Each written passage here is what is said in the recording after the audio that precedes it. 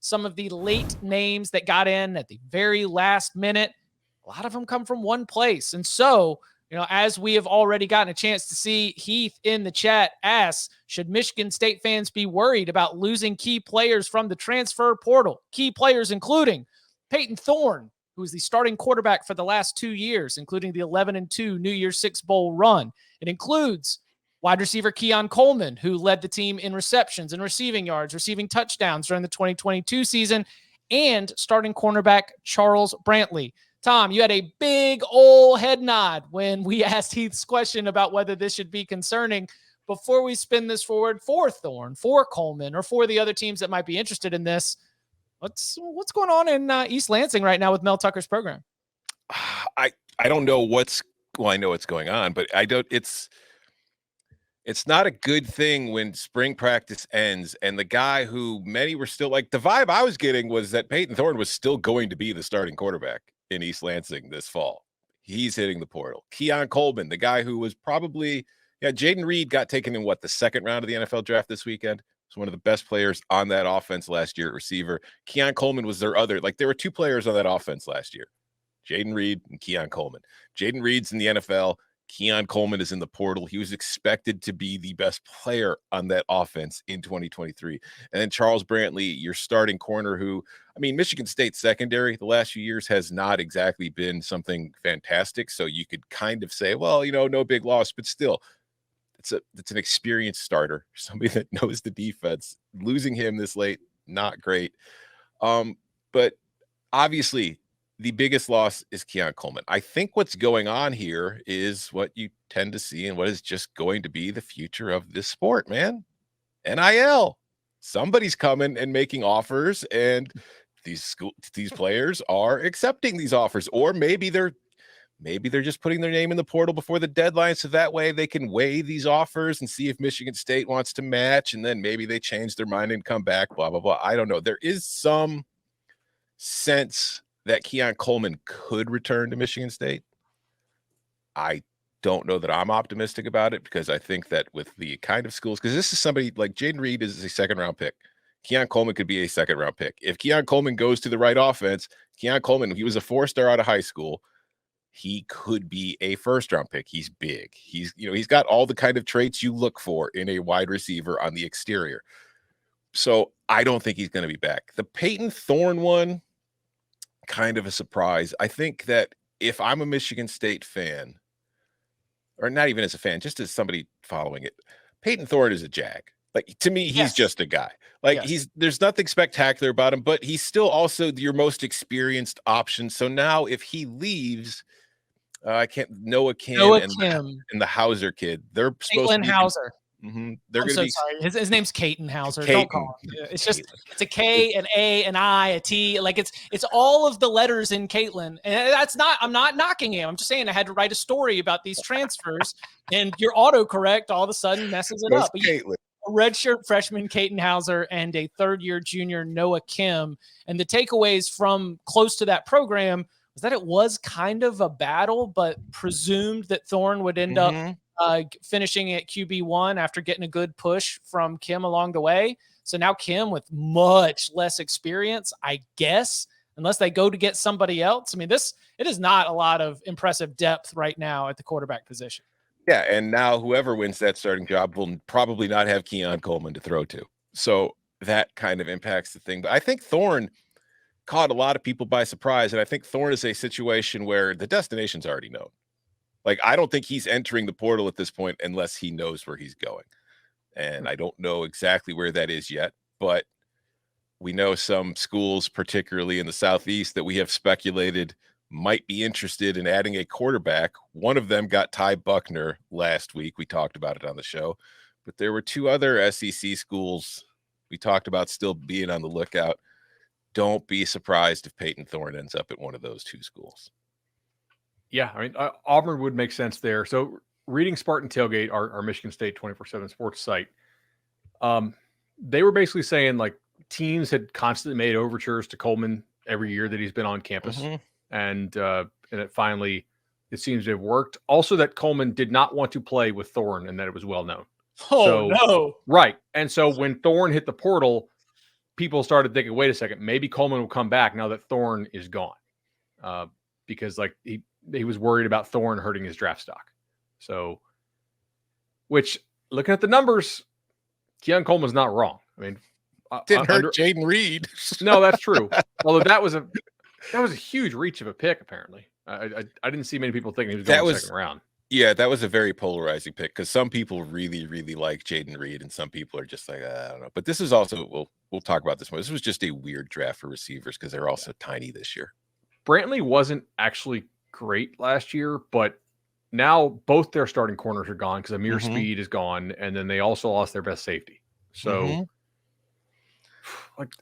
okay, very quickly here, Michigan State, they draw Central Michigan, Richmond, and Washington in the non-conference. Michael Penix is going to rip them apart again. Yeah. Maryland at Iowa, at Rutgers, Michigan at home, at Minnesota, host Nebraska, at Ohio State, at Indiana, host Penn State to close the year. They bowling? Minnesota, Nebraska, Iowa are your cross divisions. That's what I'm saying. Those could all three be losses. Yeah, that's they're kind of his buyout is. I mean, he's not going to get fired after 2023, but right. It's not good. All this stuff sucks, man. It just does. Like, first of all, it's really hard to keep track of. Yes. Second of all, like from a coaching continuity, building a program standpoint, like Aiden Hutchinson just won Rookie of the Year with the Detroit Lions. What if he was like, let me see. I'm not comparing Peyton Thorne or either one of these players to Aiden Hutchinson, but Aiden Hutchinson can't go out after 1 year, be like, let me see if the Chiefs want to make an offer for me that I can go out and try to see if I can leave and go there. But in college, you can. Like, this is and this is where I think the coach's biggest challenge. And it's not an anti-NIL take. Like, I am all about the players being able to maximize their earning potential to a degree. I guess you shouldn't say like maximize it, but like these players have more power than any professional athlete that's playing at the next level. And they're not paid with what they are, but they are not by any employer. That's the thing. If you want to have control over them, pay them. Right. If your only deal when you were playing for the Giants was with Nike, I have always been anti, employer-employee relationship. But if we're going to go down this road and it's going to be this much of a mess, then I'm all for it. Let's just get to it sooner rather than later. And the players that get fired and they get cut. Because I do think it'll become even more cutthroat and they'll have less power than they do now. And the schools will be able to wield it. But at least there'll be a structure that you can at least start to build a roster, because this is impossible. Do you know who else did this? Bad. Mel Tucker did this. Stayed 1 season at Colorado, left after National Signing Day, right? Bounces to Michigan State in February. Why? Like, you're not going to win titles at Michigan State. You're not going to win titles at Colorado. He bounced for the bag. And what was his best team built on? 5 and 7 at Colorado. Transfers. But I'm saying at Michigan State, his baseball team was built on transfers. And that's the other side of this too. Like Michigan State, like, we don't know what the picture is going to look like because they still can go in the portal themselves. It's just in the situation. I don't know that there's a better receiver in the portal than Keon Coleman. Like, there has been some speculation that Michigan transfer AJ Henning could be making the wild switch from Michigan to Michigan State, which would just be fun. His girlfriend apparently goes to Michigan State, so there's some thought he could end up there. But no disrespect to AJ Henning, who was another 4-star prospect out of high school. Keon Coleman's better than AJ Henning. Keon Coleman has been productive at the college level. Keon Coleman has the size. AJ Henning has, to this point, has not been very productive as a receiver. So he's a great return specialist on special teams. So I don't see this. I don't see a way where, if you're a Michigan State fan, you could be telling yourself right now, well, still a lot of time. We could still get some guys in the portal. I don't know that you can get better players out of the portal than what you just lost, though. That's the thing. So I do. You cannot. Yeah. I'm trying to keep some optimism. All right. Okay. We got 3. I was nice about saying Brantley wasn't actually that great last year, right? Like, I mean, Brantley's okay. Yeah, no, it's not good. You could try, like, you will try to spin this in your brain. If you're a Michigan State fan, you will do the spin zones all you can. Unless Keon comes back, this is a big blow ahead of the season. Would you rather have Peyton Thorne or Casey Thompson? Casey Thompson. I think those are the two best quarterbacks in the transfer portal right now. If there's another one that I'm missing, let me know. But that's what came to mind. Those aren't great options either. No, they're not. But I think Casey at least has like an upside kind of just a better playmaking if things go south kind of ability. He's also got this, I'll just throw the ball somewhere and hope not to get killed and then it gets picked off ability too. So, it goes both ways. Yeah. It probably depends on what kind of offense I run. If I want to run an offense that runs the QB summits, I think Casey Thompson, but also the guy has gotten hurt a decent bit. So Thorne? No, Thompson. No, Thompson. Oh, he's always kind of dinged up. Yeah, Thorne too. That's fair. Yeah, Thorne said this spring that he got injured in the Western Michigan game, the opener, and played through injuries like all season. And if he was healthy in 2021, his numbers weren't that different. He's about a 58, 60% passer, throws about 10 or 11 interceptions and about 20 touchdowns. So it's a lot to think about if you're trying to get yourself fired up for it. But those are going to be the next pieces of that. What about Keon Coleman? Where do you think he ends up at a contender? Yeah, I think Keon Coleman ends up at a playoff contender.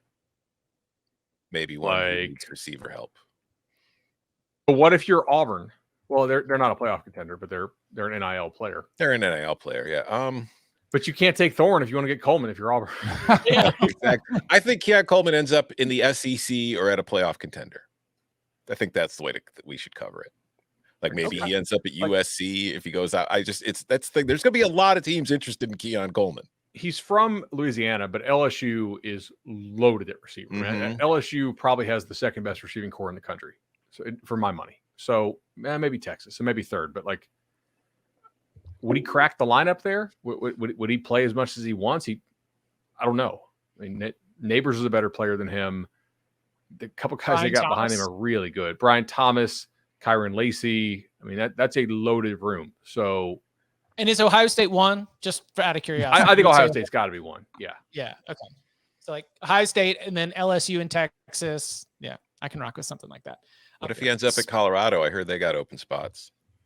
I could see that.